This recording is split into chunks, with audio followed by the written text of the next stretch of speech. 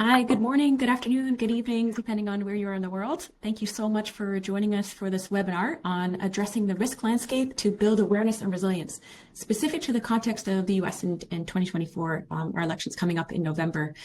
So I know we have a wide array of different people from different organizations joining us today. We have over 100 registrants, which is amazing. So just to let you know, the flow, the run of the show is that we have about 45 minutes with our panelists, and then the last 15 minutes of this hour will be dedicated to you, our participants, to have questions. And when you do write a question, feel free to use that Q&A function that you have at the bottom of your screen, and you could just put a question there, and please note which person you would like to address that question. So to get us started and to kind of orient ourselves, as you can see on the slideshow, you know, these memories of January 6th, long time ago, could happen again. So the upcoming US elections present this period of risk, which exposes businesses to common public disorder risks, as well as from internal agitators and external hostile nation actors and terror groups. Already we're seeing intelligence reports indicating Russian and other government electoral interference may occur, claims that the election will be rigged, a vocalization by religious extremists that the elections present a fight between good and evil, and a sense across all political parties that the opposition presents the end to America as a global power, if not a nation. So before we go any further, we actually want to hear from you, our participants, of your sense of the state of affairs. So on your screen, you're going to see a series of questions pop up. So please select the best response for your context, and we're actually going to compare the results with the recent academic study that was conducted in the recent months. So here you should see, what do you feel is the likelihood of physical violence occurring? You should see different options there. So please go ahead and submit your vote. And the next question should pop up afterwards.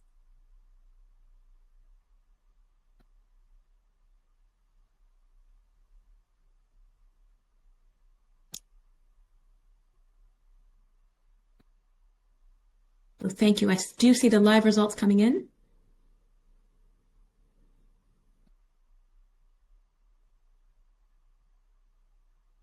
Looks like the majority of you, about 40% or so, do believe that physical violence will be occurring.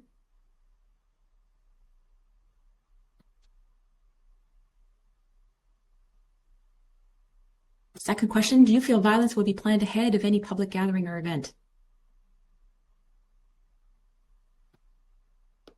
Those results are coming in as well. About 56%. It's going higher, 60%.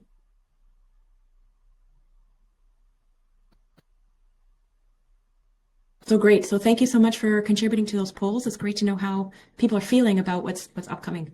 So in comparison, a recent academic study involving 67 security risk professionals found that 91% believe that physical violence will occur, and 93% believe that violence will be premeditated.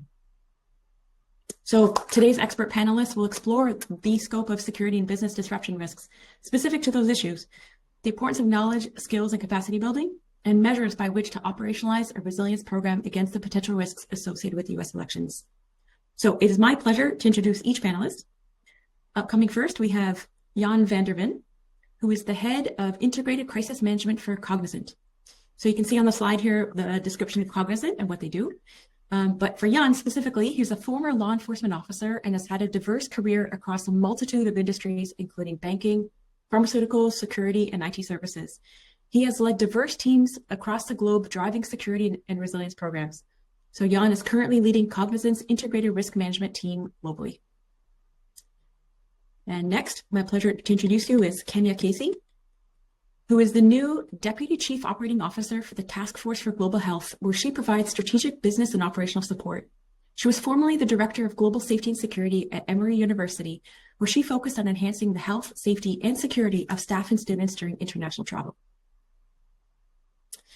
And next we have Michael O'Neill, who held the position of chair for INSA, which is the International NGO Safety and Security Association, and is now an advisory board member. Michael began his professional security risk management career in 1995, working for the Peace Corps. Afterwards, he was then Director of Global Safety and Security at Save the Children for 15 years. He's currently the President and CEO of O'Neill Paragon Solutions. And next we have Colin Brown. He's the Managing Director for the Sigma 7 RSM Resilience and Security Practice, Colin has over 24 years in the sector with previous appointments such as Chief Security Officer, Chief Advisory Security, and President. He has graduate degrees from HEC, Paris Oxford University, Cranfield University, and Cambridge University. He's also a graduate of the Joint Services Advanced Command and Staff College and is an accredited leadership coach and non-executive director. And next, we have Dr. Mike Blythe. He's the Sigma 7 Chief Revenue Officer. Mike has a doctorate degree in business administration focused on organizational resilience and a master's degree in security risk management. He is a published author in academic journals, magazines, and books on resilience and business continuity and security risk management. He's a retired major in the Royal Marine Commando. A fun fact about Mike is that he has lived or worked in more than 45 countries. So again, at the end of the session, we'll be taking questions from you, the participants. So please do, note down your questions as we go through, the panelists, and please include who this should be asked to in the chat box. Also to note, at the end of this webinar, Sigma 7 will be providing free resources as well as helpful, and we'll give you more information about that. So stay tuned for that. All right, so let's start with our first question to each of our panelists. So when we're talking about resilience, so resilience means different things to different people and organizations. So as such, I just want to tackle the issue of what resilience means with each speaker to provide context to their observations and recommendations. Afterwards, I'll go into a little bit more of a dialogue with each speaker just to kind of set the stage a bit more. So Jan, let's turn to you. Yeah, so resilience from my side, right, most importantly is knowing the risks to your organization. What can happen? What impacts would that have on my organization?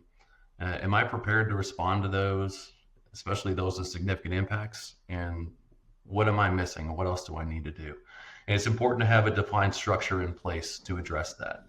Proper teams, plans, and processes, right? So you can prepare for, respond to, and recover from any of those risks that come up. And also important as well is once that's established is making sure that you test it and apply the lessons learned, because nothing is perfect and everything on paper looks great. But when you exercise it and you test it, you find where your gaps are, right? And being able to take that and then apply those lessons learned to improve your program, I think is very critical for resilience. And at the end of the day, you want to keep your associates safe and you want to be able to continue to manage your operations and deliver. So that's how I say it. Thank you, Jan. Appreciate the response. Colin, let's go over to you. Thanks, Sandra. Yeah, great question. For me, it's about the ability of the organization to continue to meet its obligations, no matter what gets thrown in its pathway. So whether those obligations are financial, whether they're social obligations, contractual obligations, or obligations in terms of duty of care. And so typically it crosses the ability to understand the risk environment that an organization is operating in and developing the appropriate management plans to control that risk, being prepared to respond to incidents that may occur and preventing those incidents from turning into a crisis, and to having the business continuity plans in place to return the organization back to where it needs to be to meet its obligations. So effectively, resilience for me covers all of those aspects, focused on enabling the organization to continue as it intends to. Thank you, Colin. Kenya, let's switch over to you. Great, thank you. So I would say, again, it's imperative to develop leadership knowledge and experience focused on incident crisis management, and that goes across all sectors, corporate, NGO, including higher education. I can't leave my higher education colleagues out of this. And the training, and you'll hear a lot of redundancy, and we're going to say this over and over again, training and practicing procedures, testing to see the resilience strategies. Do they work? How well are the leaders implementing them? And this builds confidence in leadership. It builds confidence in those that are responding to the crises. And this applies to key stakeholders, the key players, and this shows how we handle potential risk. And so the time spent training executives, site managers, HR personnel, program providers who are in education abroad, those specialists, the crisis management team and staff. And so this is an investment in the organization overall. And I'll keep repeating this, that this builds trust among colleagues and individuals, and it makes the team stronger. And then you're more effective when dealing with complex and urgent crises. Thank you, Kenya. Michael, over to you. Yeah, thank you, Sandra. We look at resilience as the ability to withstand adversity and then bounce back. And like everyone else, first it's understanding who you are as an organization and what your vulnerabilities are, and assessing specific risks related to your personnel, your operations, your assets, your reputation. And all of those things can be complicated in a dynamic environment. Next is to develop your policies, procedures, and tools to mitigate the identified risks. And as everybody else mentioned, orientate, train, and drill your leadership and your staff to build individual and organizational capacity. And then, it's a constant dynamic environment. So you have to constantly reassess the risks and adapt measures accordingly. And this is all in support of operations. As much as it's important to keep our staff safe and mitigate risk as best we can, the real objective is to continue delivering the services that people have become reliant upon in order to further the mission of the respective organizations. Thank you, Michael. And Mike. Everything they said. No, I think they've hit upon some very good points. I think from my perspective is map, evaluate, prioritize, and then address all forms of risk, whether they affect people, operations, facilities, asset, information, and also critically the reputation of an organization. Without an organization's reputation, basically all of the other aspects are harmed.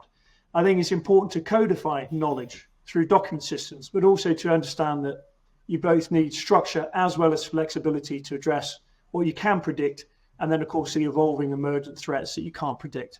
And then you need to operationalize it through knowledge building and training exercising solutions, whether it's training individual staff members at the lowest level so that they can perform self-help measures, then all the way up through local management teams and into the executive team.